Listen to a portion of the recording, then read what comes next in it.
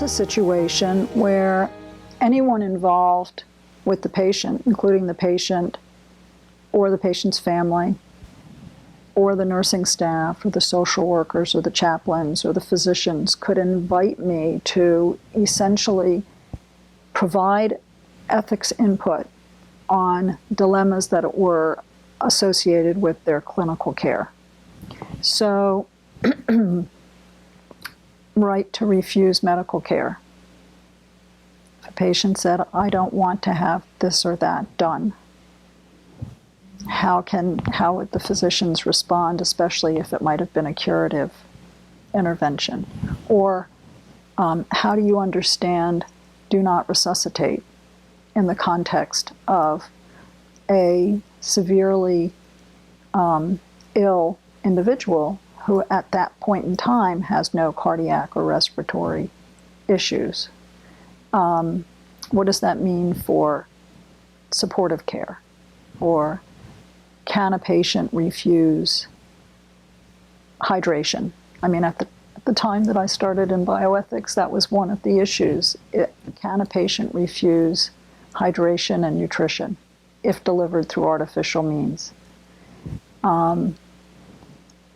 What does it mean to allow a child to die?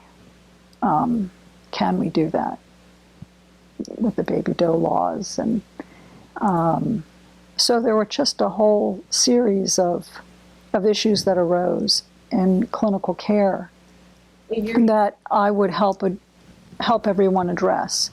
And it was done in a very collaborative sort of fashion. I wasn't coming in and making a pronouncement.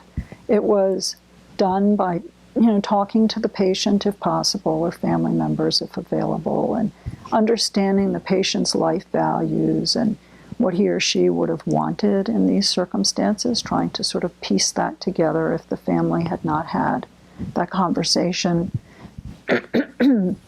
Understanding the person's religious values, if that was applicable and important, and also understanding the medical circumstances, understanding what the team of physicians and nurses thought was appropriate, what the social context was for that person, what the supports were that were available to them, and sort of really digging down deep to see what was really motivating certain decisions.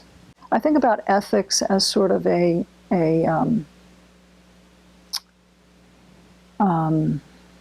an organized and objective, as much as possible, analytical approach to moral decision making. And so I could help structure the conversation, I think. I could also help alleviate certain worries that folks might have in terms of what does the law say, what does state law allow or disallow, what does hospital policy say in this regard, and all of that is important. But I think also introducing the patient's values and helping everyone communicate in an unheated sort of problem-solving, consensus-building manner was part of what I did.